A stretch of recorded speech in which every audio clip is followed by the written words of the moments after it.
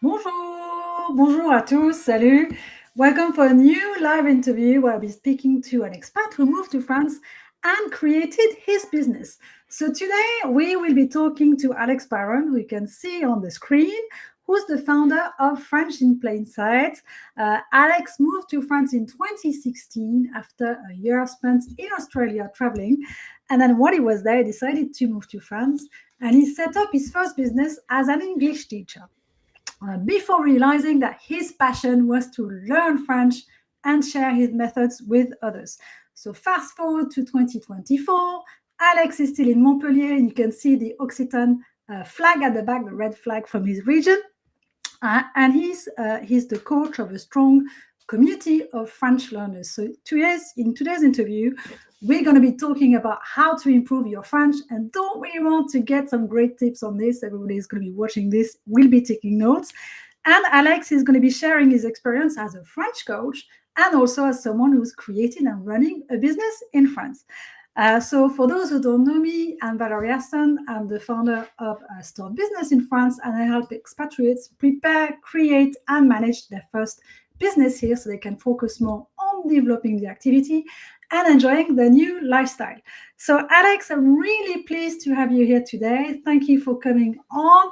I think I'm going to have to watch out because when we speak once or twice a year about business. It's like English, French, so I'm going to have to be careful here. For those who don't know you, could you introduce yourself? Yeah, thank you, Valerie, for having me. First of all, it's a bit surreal to be here because got to know you through your own business, which helped me when I was in the early stages of setting up my business a few years ago. So hi everyone. I was almost going to say it in French as well. That's a bit strange. I'm Alex, and I'm originally from London in the UK. Although I went to university to do computer science and all that sort of geeky stuff, I realized when I was 22, 23 that just wasn't fulfilling for me. So I set off on a 1 year working holiday visa, like so many British people and French people as well, actually, to Australia to, I guess, find out my purpose, or at least travel whilst doing it. What better way to look for yourself, as you might as well be having fun in a new country while you're at it. That's what I always thought. And over there I ended up especially in the first month or 6 weeks, I ended up with, by sheer coincidence, a lot of French speakers, most of whom French, and a couple of, I think, Belgians.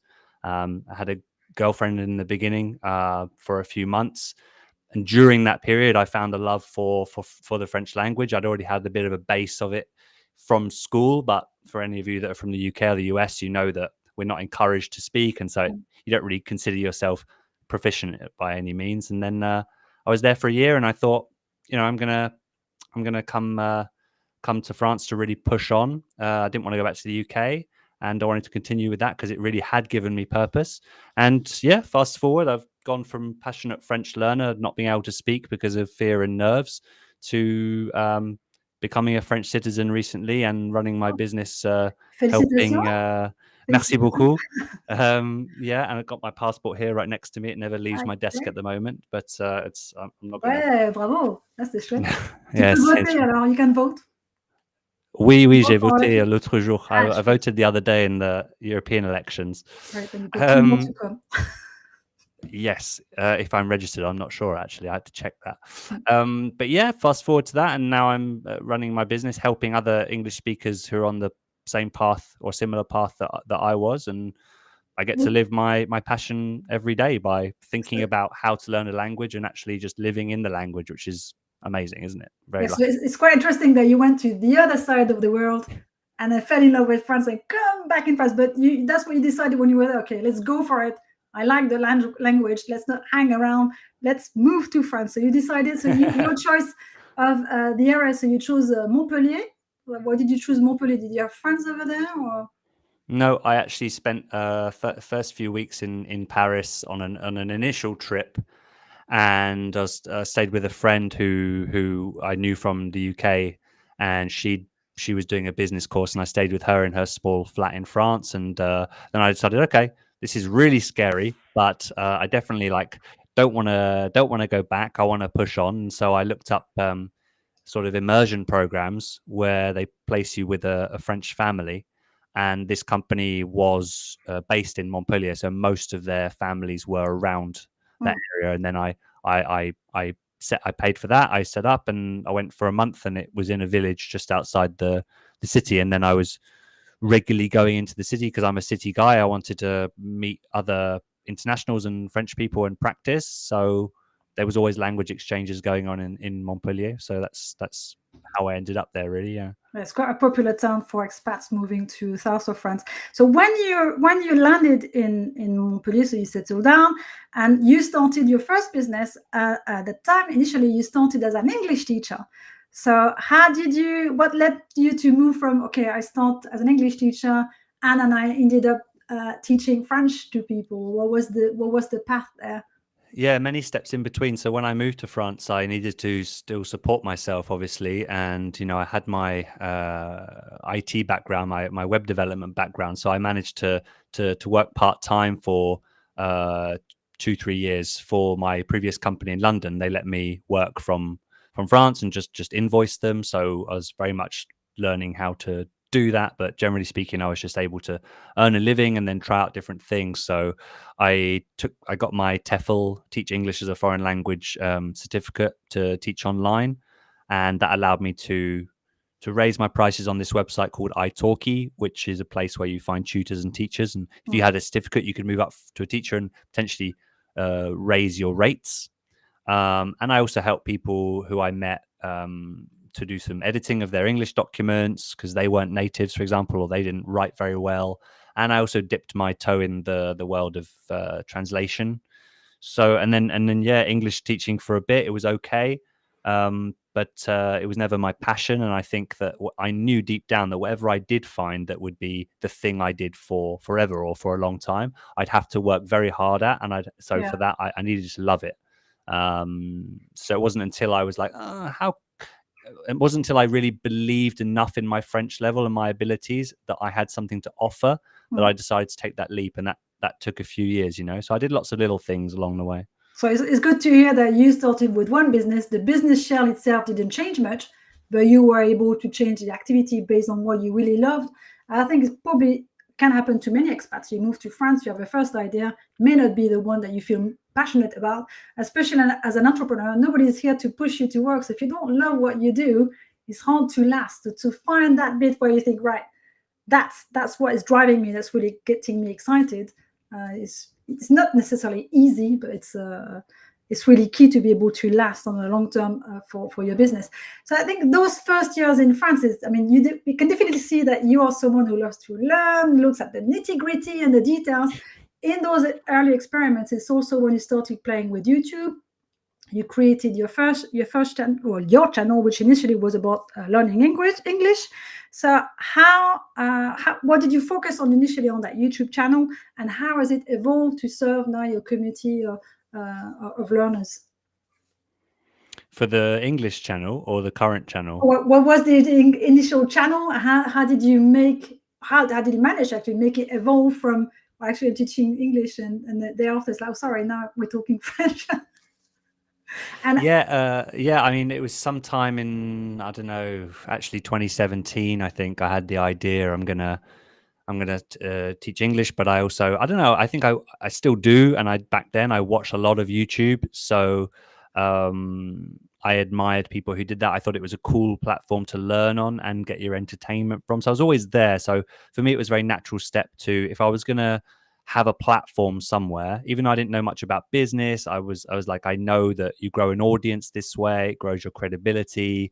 So I'm going to start a channel. And it also helped me. Yeah, I think it gave me an outlet to talk about language, which you can talk a bit about it in your daily life, but not to the extent that I wanted to. I'm a real nerd for it. I could spend hours talking about it. So I started making videos about, teaching English, and I dabbled with doing the same video twice. I do it in French and I do it in English, and I think I did that anyway. It seems so long ago now, but I did a few videos like that, and then I was sort of burnout is too strong, but I was definitely sick of it because of how long it took, and just to do one video and then not seeing any growth. I was very impatient, you know. I mean, you're very. I mean, the one word I would associate with you is perfectionist, because when you look at your videos, they're really nicely edited. You can see you spend a lot of hours, both on the content and the editing.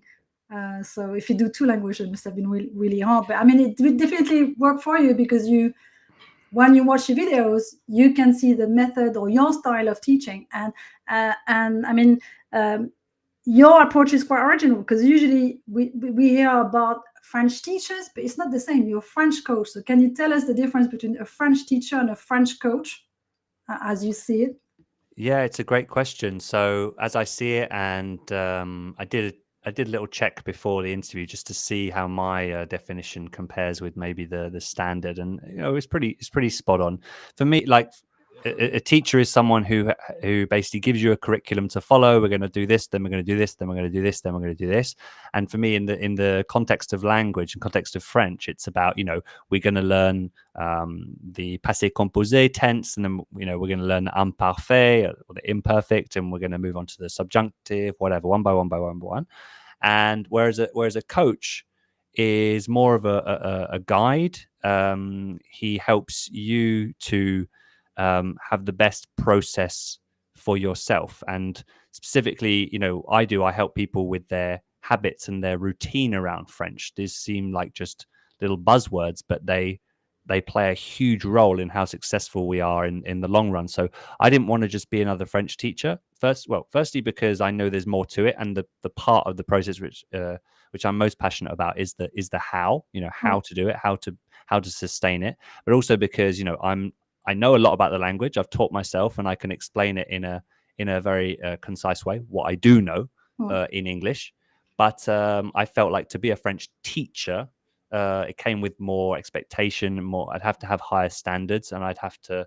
I wasn't ready for that, I think, and yeah, I'm happy with that decision, because yeah, now I can teach, but through the greater topic of the greater title of bit great doesn't make sense, but the bigger title of the broader title, I should say, of coaching. Yeah, so it's more about the support, the accountability, the routine, the habits, and the how of learning the language. Yeah, I suppose it's a bit like an analogy of a sport teacher. If you decide to get fit, you say, okay, I'm going to start doing some sport, doing 2 sessions a week. I'm super motivated. And after a couple of weeks, the motivation drizzle. You got a rubbish routine. You're not doing it. Well, when you have a coach, at least, you know, you're going to catch up with the coach. You're going to get some great tips, which actually enables you to break through some bad habits, to actually to put into place things that would work better for you. I mean, what would you say are the issue that English speakers come across when they want to learn French, or which is preventing them from improving their French? What is the things that you can see your community is struggling with, or people in general might be struggling with learning French? Yeah, of course there are individual differences, but you know, we can. One thing I see commonly is that whether consciously or unconsciously, people people are surprised by how big the difference is between, let's say, beginner and intermediate, or the middle, or really making strides in the intermediate stage, compared with from the very beginning to, let's say, upper beginner sort of thing. And I think this really affects people's confidence. It causes a lot of people to quit because, well, they don't have experience. So what they're comparing the current phase to is the previous phase, and the result is that the results aren't coming. So this causes people to worry, get concerned that they're not doing the right thing, or worse, that it's actually down to them. Maybe they're not gifted, they're too old, they're too this or that. And actually, a significant reason for the lack of progress, or at least lack of perceived progress, is that there's simply a bigger difference. There's a bigger gap. You have to do more to reach those significant, noticeable milestones compared with the earlier stage, I would say. Yeah, and then it's just things that come out from that, which are not sticking with it, not persevering. When people have greater access to the language, and by that I mean they've done the beginner stuff. They can, introduce themselves, do little things. But when you're an adult, you want to have full-blown conversations, and so you think, well, I've been taught this tense and that tense and that tense. I should, and this is a very challenge. This is a very important word. I should be able to do more, and then when they realize they can't, it's very intimidating, and it stops Frustrating. them. Must be quite frustrating.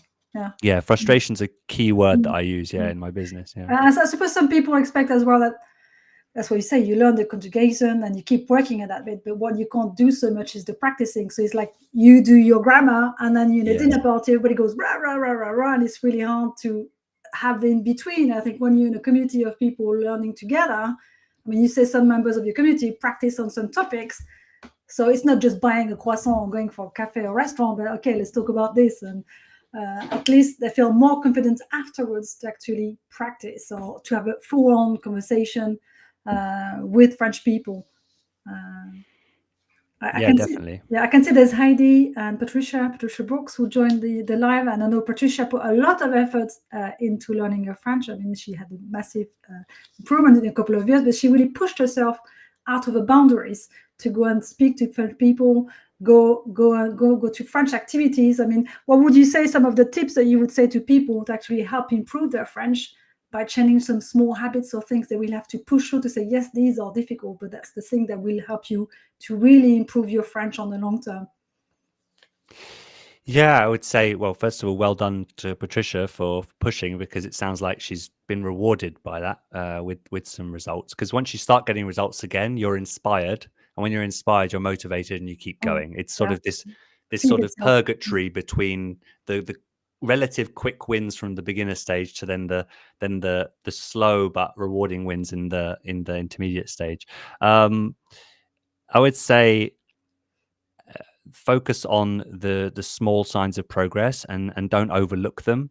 I think that's maybe it's a cultural thing, maybe it's something we're conditioned to do, or something else. Honestly, I haven't got to the bottom of that, but it's really important, like I mentioned before, that the nature of the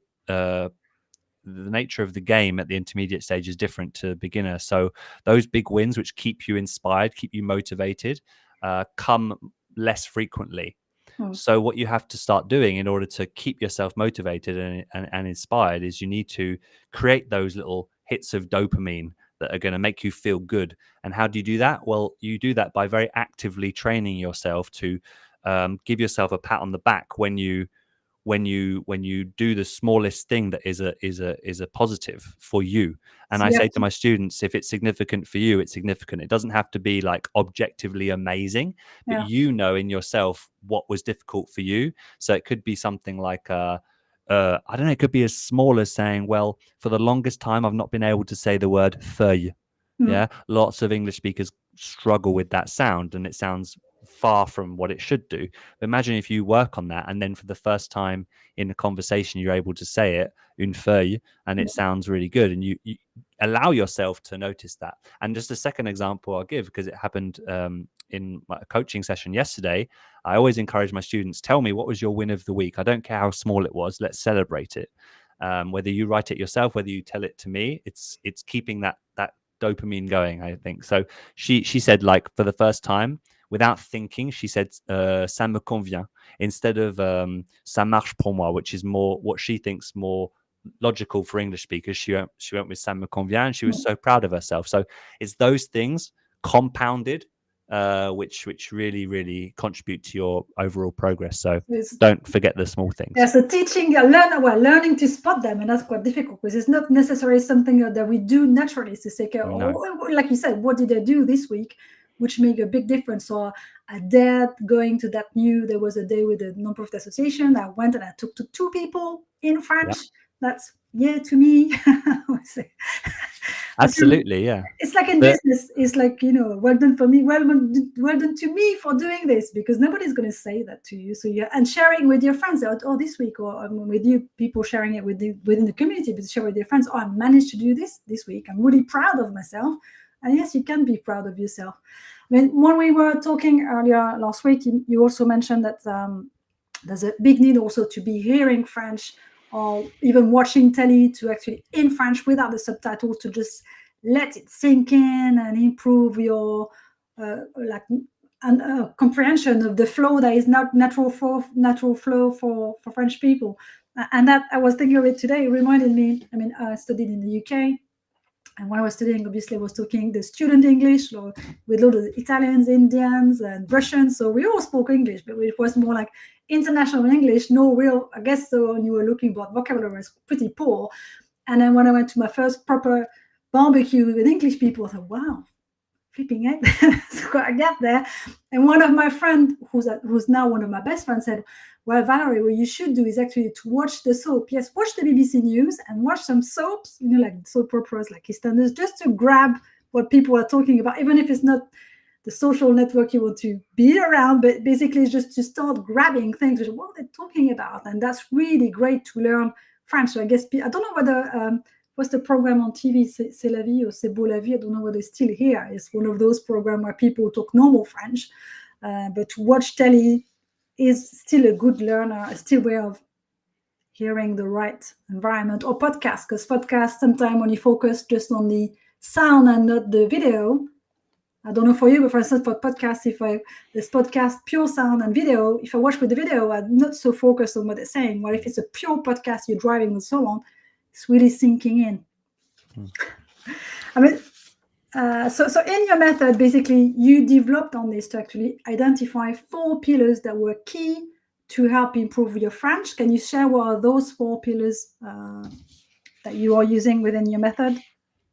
Yeah, absolutely. So everything is the most fundamental one is mindset, and the mindset that you have plays a role in everything. So that's why we start there. Whoever I work with, whether it's one-on-one or in my community, we work on our mindset, because the people who are stuck at the intermediate stage, they're the people I only work with. They're stuck at the intermediate stage, sometimes for years.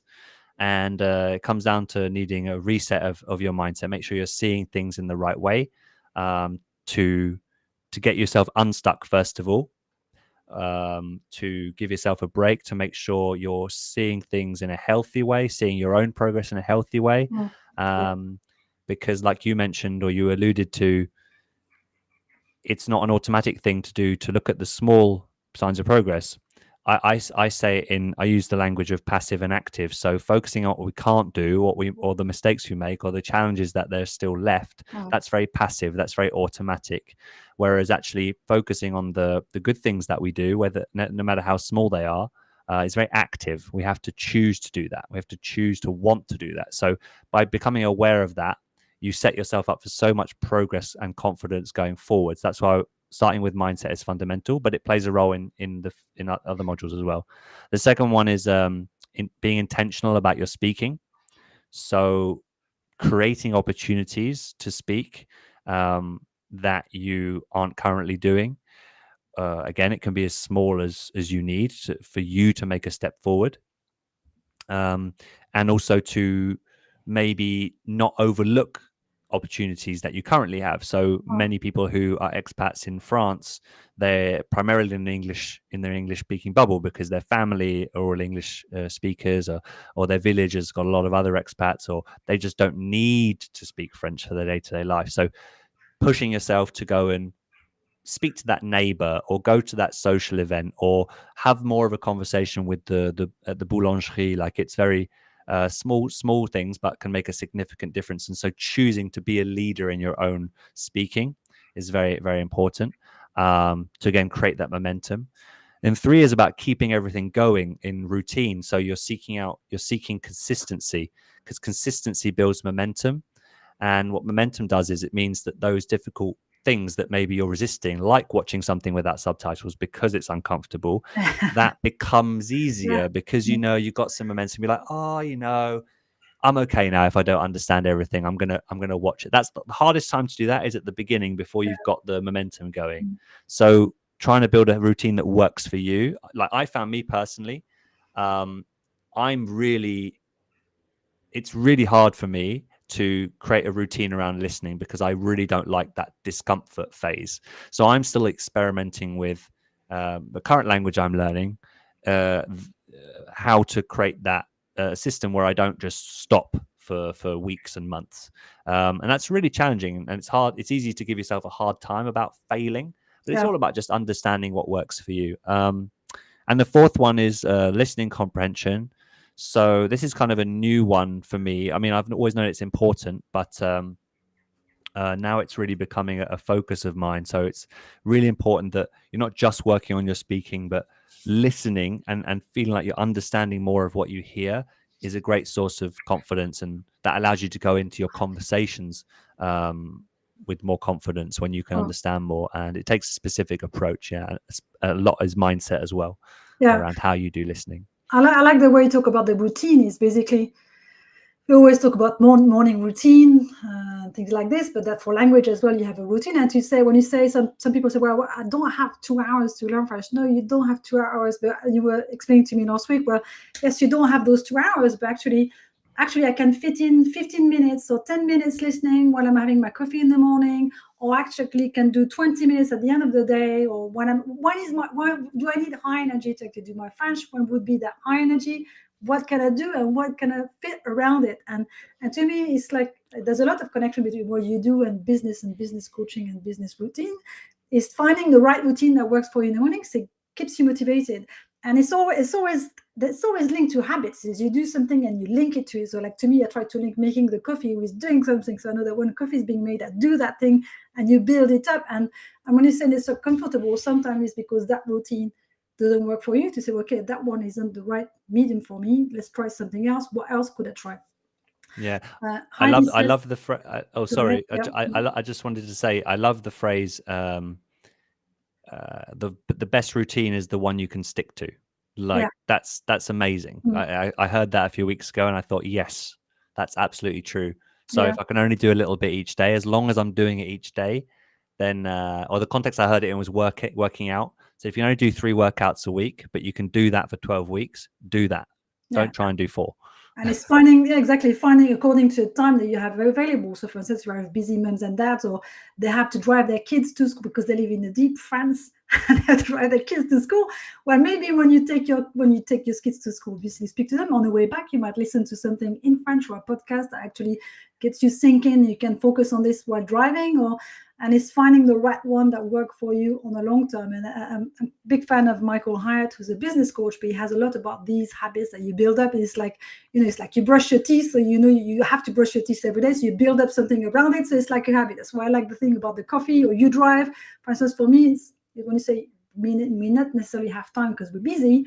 I love podcasts, but I don't have so much time for it. Or I have to feel like I'm busy. So for me, podcast, I'm driving. I drive to the beach, I listen to a podcast, and then it really sinks in because it got my full attention, but at least my hands are busy driving. So we got Heidi saying, I'm living in Norway right now, but moving to France. Please wishing me luck. So yeah, best of luck, Heidi. Bon courage.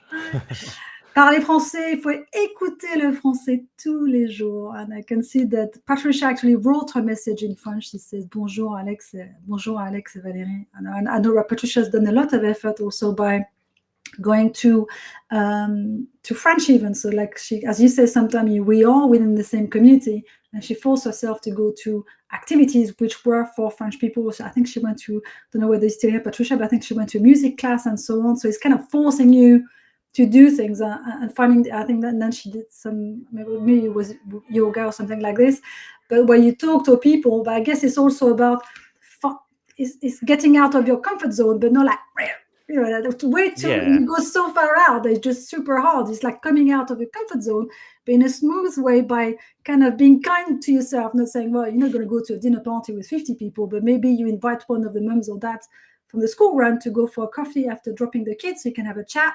Or maybe you go to the, I always think that school is a great place, because when you have the Parents Association, the APE, usually they're kind people, so they're not going to slash you for not speaking French. They're going to be encouraging you, and maybe you just speak 2-3 words, but it's always a nice environment to practice. And I think what I really liked as well is like you learn to recognize the small progress that you're making, and we're so bad at this to say, well done to me for to make this. I know in the early stages of my business, I was sharing stuff with my kids. I said, well, today I did this. I'm really pleased with myself because I did this. And I learned that actually from one of the companies I was working for in Paris called Sage, which is accountancy software. I was working for a large marketing department. And one of the guys who was doing marketing, but product marketing, and he said to me, well, in the evening, I talk about my day to my kids. Pardon? How old are your kids? Like 4 and 6? Do you talk about pricing, product marketing, pricing? How boring is that? He said, no, because then my kids learned that today I did something hard and I went beyond that and was good. So I always took that in business, but the same thing is in French. I'm really pleased with myself today because I did this. And if you come as well as a family, it can also give motivation to your other half or member of the family to see that you're also working hard and praising yourself. So can you tell us a bit more about your course, your membership? How does that work? How does the community work, and what is the format that you're providing? Yeah, absolutely. So it comes in, it's called the CFSC, which is short for the Confident French Speaker Community. And it comes in 2 flavors, if you like. See, I love that we're speaking in English because I couldn't say that in French. I don't know. De parfum. I don't know. Two flavors in that we have a monthly subscription and a yearly subscription, but they're also 2 different membership levels, and they get different things. But the essential parts are the step-by-step framework that I've created, which go through those 4 pillars that I talked about earlier of mindset, intentional speaking, routine, and comprehension.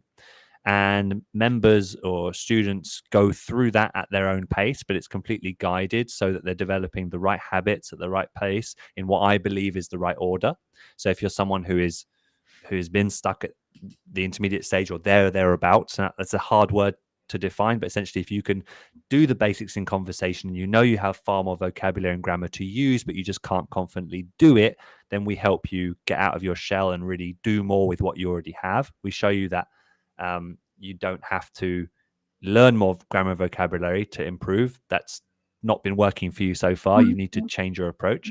So they have access to that framework. And then the second part is a community portal where people can share through writing or even meet each other on video like this to practice speaking in a safe, comfortable environment that isn't in the real world with French people who maybe aren't so patient or they're not there to help you take your time. So it's a nice, encouraging environment for that. And it's also where they ask their questions.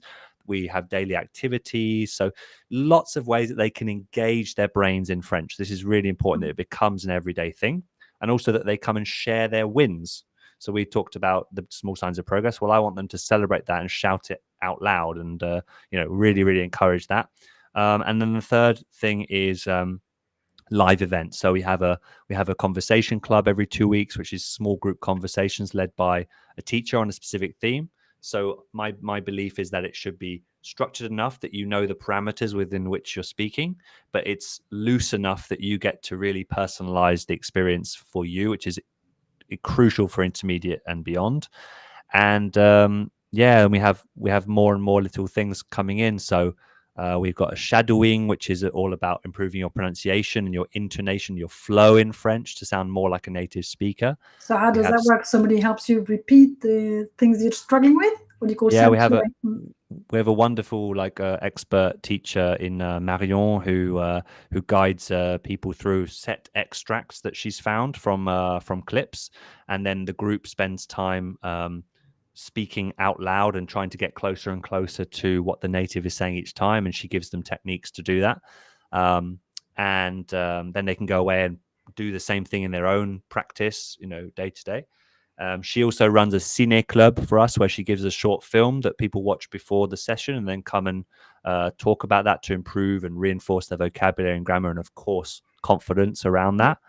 And then we have group coaching, which is all in English. So we don't have the language barrier, and we talk about the challenges of learning. Obviously, I'm a coach, so I'm talking about how to learn. So it's vital that we have that opportunity to talk in that way.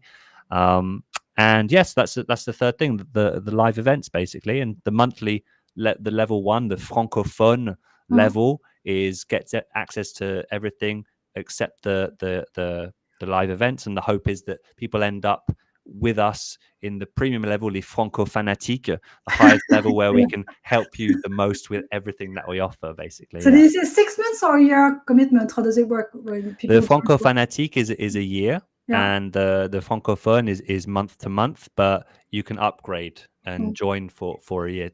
So the most serious learners, most motivated, will join us in the franco-fanatique to get everything that we provide. I like the fact that you come to practice. And it's like the Cine Club is like you've watched the movie, so you've got something to talk about, because it's practicing, but being in an environment, in a group where you feel safe to talk, and it doesn't matter if you make mistakes. At least it's like one step. When we're talking about coming out of your comfort zone, it's one step. You practice with people you get to know, and you get vocabulary. So then you might be, that weekend you're going to be talking about, oh, did you watch that movie about Amélie Poulain? Oui, voilà. You talked about it, so you can reuse it. It's really practical. Yeah, and members then get inspired to start their own. So after the first Cine Club session, one of the members took it upon herself to create a Cine Club event with just other members, and she suggested they watch a particular film. And so it's a community. So it's like you as the learner, you are more and more inspired to be proactive for your French and not just wait for classes, because we offer enough to help you get going and sustain, but really you're going to benefit the most if you go out there and seek those opportunities out yourself. You're participating to the class, and it's good as well. It's really good when you hear that the community is organizing other events to talk about topics. That's great. You also say they practice. They can, I think you use Discord. They can also practice or talk in French to each other. So again, it's a question of your brain is swimming because in French, because you chat in French, you talk to each other, and you get to feel more comfortable about doing so. I know that you're also doing regular challenges. As we're recording this video, you've just about finishing one. So can you tell us about those challenges, because you do them several times a year, and people who watch the video might be interested to keep an eye or follow you on your channel, so they can be aware of those future challenges that you're doing, and whether it's on YouTube or Instagram, you're French at French in Plain Sight without the capital letters. But tell us about those challenges that you do. I think even if you don't put capital letters, it goes to this. Even if you do, it goes to the same place. Don't worry about that. The challenges is a great way to test yourself and realize how much you're capable of in just a few short days, and give you a small taste of what it's like to work with me and my way of working you through French. So over the course of 3 days, I show you 3 fundamental skills that you need to have to not only get out of this rut that you find yourself at for the intermediate plateau, as we call it, but also stay out of it, right? So you won't be surprised to hear that mindset plays a big role, but we also cover in the current format anyway, we cover a very practical skill for your conversations, to deal with getting stuck in a conversation, which is a very, very real challenge, right? You think, oh, I've got to have all the perfect vocabulary, but you'll never know the vocabulary you'll need to use until you're right there in the moment. I'm sure that happens to you, Valerie. Still in English, you'll hit a block in your mind as you're speaking, and you've got to quickly adjust. Well, that skill takes time to train, and you need to be willing to do it. So we cover that as well. And then over 3 days for an hour at a time, I set you a challenge, a task live in a class, and everyone participates together and gets feedback from me. You can make significant progress in just 3 days. So that's a great way to test how the method is going. In the meantime, just go to French in Plain Sight. But I know that you are doing those challenges regularly, and also if you like the way that Alex is talking about his method of teaching, if you follow him also on Instagram, you have loads of regular tips that you share about examples that you have in life, which I think are always interesting. So people can go and check on French in Plain Sight, or follow you on your YouTube and your Instagram account. So we talked about the activity in itself. Now, as we mentioned, I think when you created your activity, you were auto-entrepreneur, or now we talk about micro-entrepreneur. So for those watching, auto-entrepreneur and micro-entrepreneur are the same thing. It's just when the scheme was launched, it was auto-entrepreneur and changed name later on. How was that process for you of creating your business as a micro-entrepreneur? And how did you find it easy, hard? Was there anything that's kind of surprised you? I know that was quite a few years ago now. Yeah, but I remember it very clearly. And for a long time, I kept detailed notes of exactly where I was in the process because I didn't want to have a bad surprise about anything. That's where my perfectionism or my attention to detail can really, I think, pay off. Yeah, I remember it being a very ugly website, but it was very, and of course, it was all in technical French, but it was easy enough. And within a few days, I had my business number, bit of paper sent to me. I remember it was within 5 days I had it, and I thought, wow, France, you're known for being very slow. But maybe this is my cynical view. But I thought, well, anything that's associated with giving them money, they're incentivized to speed it up, I guess. But for a few weeks, I did receive some things which turned out to be scams, trying to pretend that I owed money and things like that, and they look very legitimate. But I was smart enough to assume it was a scam and go and check online. That probably could fool a lot of people, unfortunately. Yeah, they're still around, those scams. So Yeah, it's just really be bad aware how they as a get micro access to your entrepreneur. data. Yeah, you shouldn't be receiving a bill through the post. So just be careful of those. Yeah. Yeah. So I mean, it was that was very straightforward. My challenge was the next phase where getting in that system triggered the creation of my social security and therefore like healthcare account, and that was more of a challenge. But as far as the micro-entrepreneur setup, I mean, yeah, it was like a form, Yeah, and that was it really. The registration is quite smooth. It's free. Depending on your activity, because for you, your profession libérale, that's the intellectual based activity, so it's fairly easy. So that bit is easy. It's just spotting the important mail initially and going to create the right account with the right people, yourself, Impôt, the health cover, which can be a bit slow.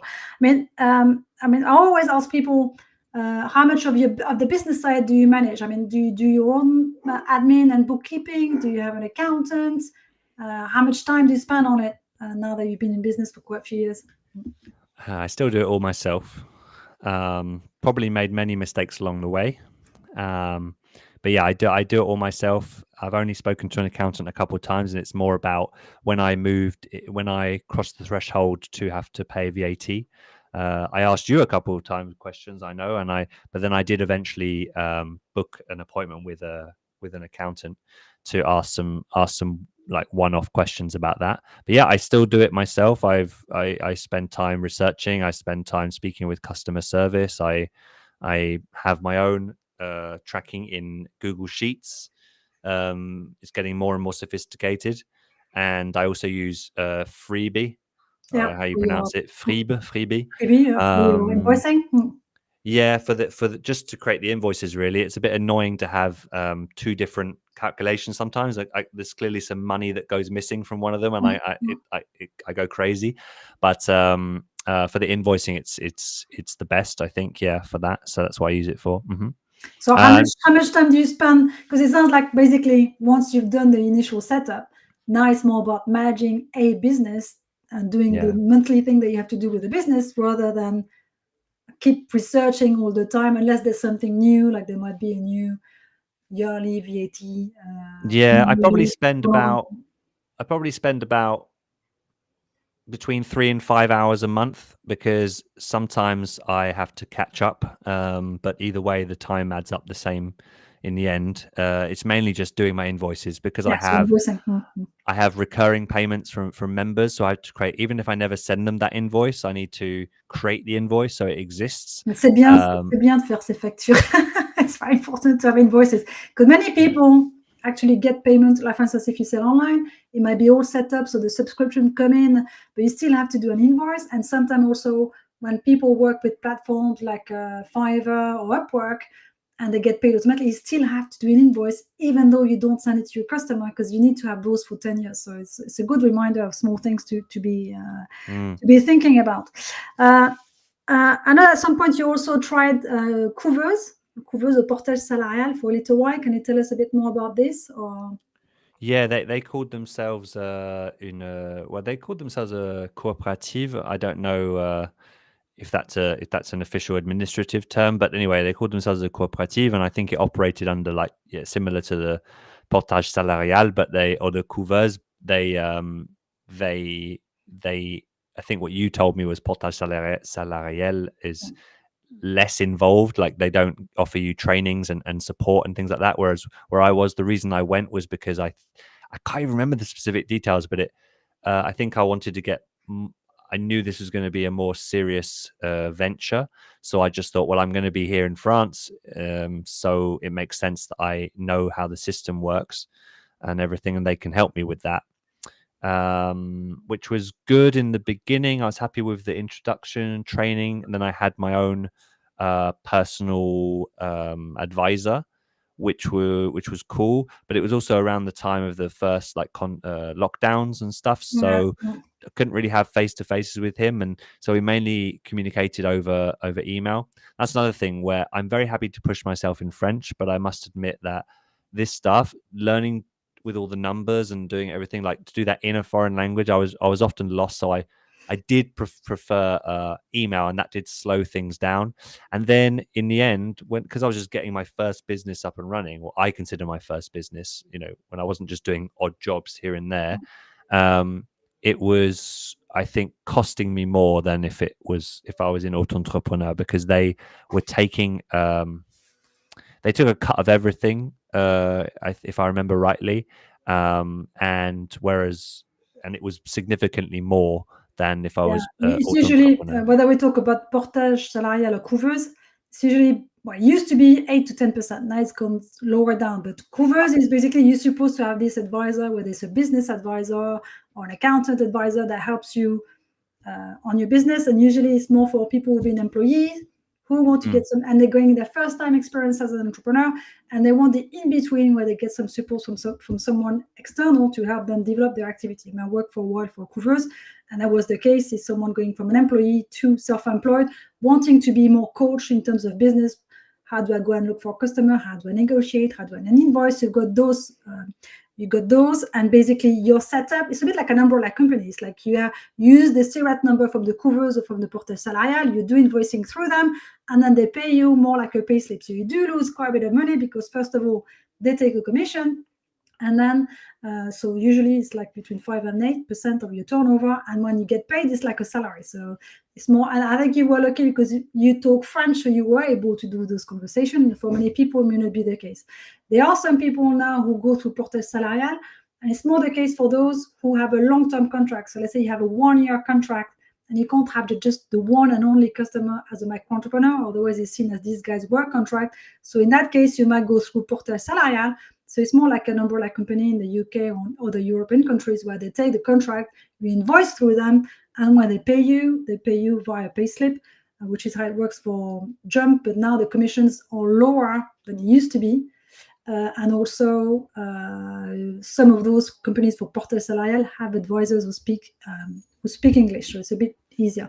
So for you, it was more like I can see you were looking for some support in somewhere or in a way to help you develop this new business model, which was more on the membership.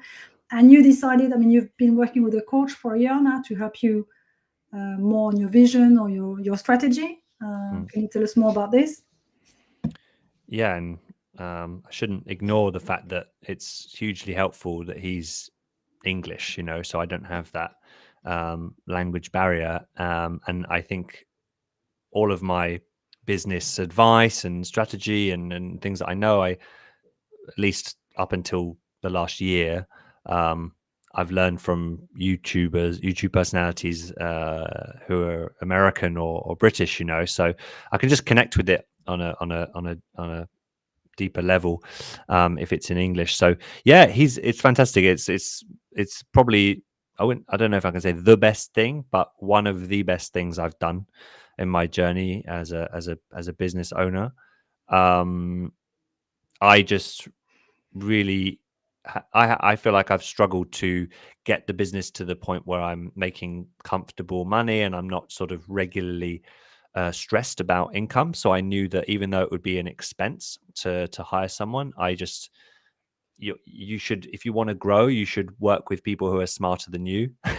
It's just a lot of, it speaks a lot of sense. But when it can seem significant, but thankfully, because of the timing and because he was particularly persistent, that meant that I bit the bullet and I went for it, and I will never regret that decision.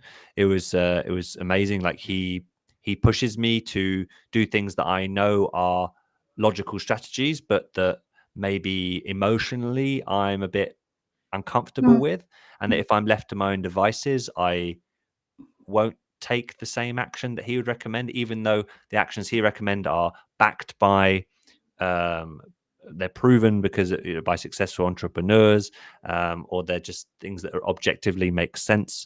I'm very grateful to him for the strategy side and giving me that push, because within a few months it significantly multiplied my revenue, and mm, he's got a whole system that he's helping me implement, so I can make that transition over a long time, but make that transition from being very operational, very involved in the day to day, to being more of the visionary, which I guess I would like to end up, or at least have a nice balance between the two. So he can be entirely on the outside, and be much more objective than me, and that's really been crucial to my growth. Yeah.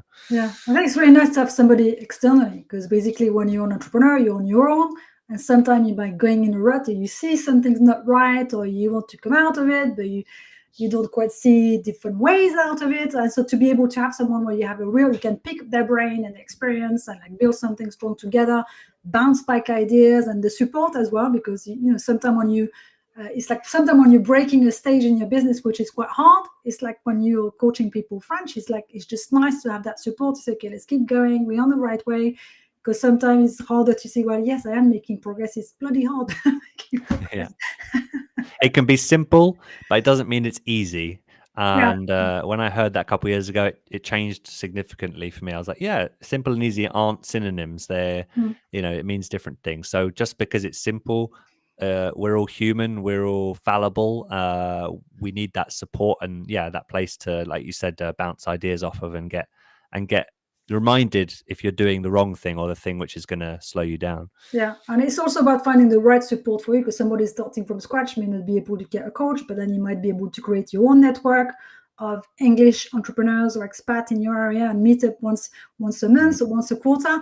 And that's just so good for both your motivation, your morale, hearing ideas. And even sometimes I say when people aren't in the exact same activity as you're still learning stuff. It's like, for instance, we chat probably once a year. We have a business chat about what has been going for each other. We're not in the same sector, but I always find it interesting to see what's been happening with you and vice versa, Mm. things you're trying, because you can always pick ideas. Oh yeah, I didn't think about that. Or, that's interesting to see that this is working well for you, or this is working for me.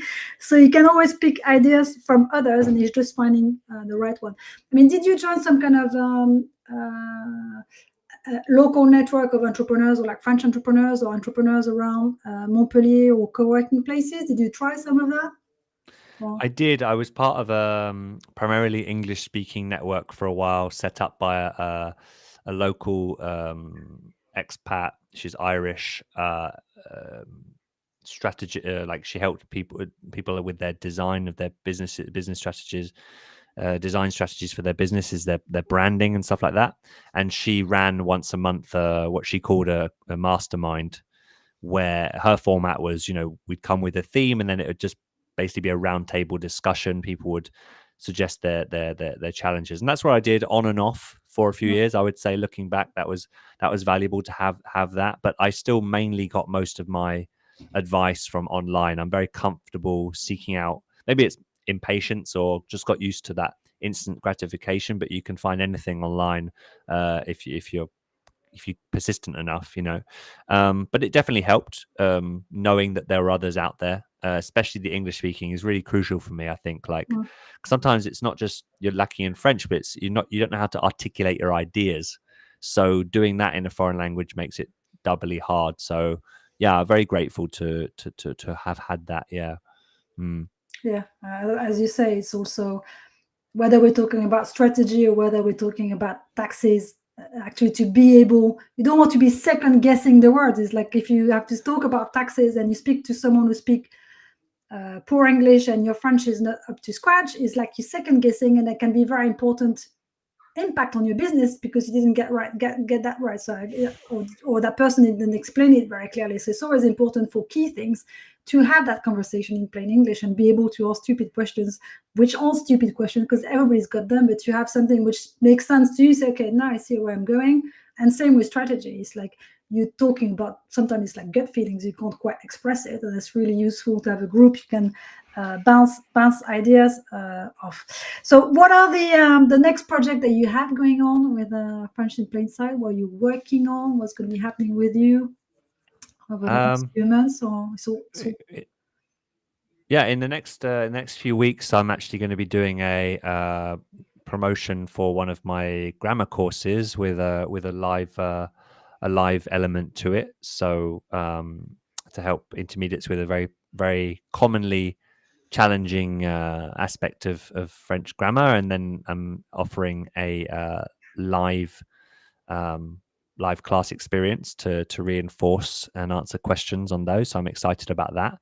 And generally speaking, just always working on developing new things for the CFSC to improve the experiences of the members. So we're just entering the early testing phase of language exchange feature that I'm working on with another language coach who does the opposite to me. So she helps French people speak English with more confidence. So that was great. So we're getting the first guinea pigs ready to take part in that. And yeah, generally it's about improving the CFSC and welcoming new people every few months in the Fanatique package, basically. And then so you're working in launches. So it's basically it's like permanent. You can join anytime, but you have specific launches so people can join together in a bigger group at the same time.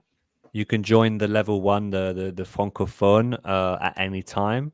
I'm still working on the funnel around that to make sure that it's very clear and publicized and everything. It's still half in the background, half public right now, and that's going to be established over the coming months. And then the Franco-Fanatique is the yearly one, which is every few months we open the doors for a couple of weeks.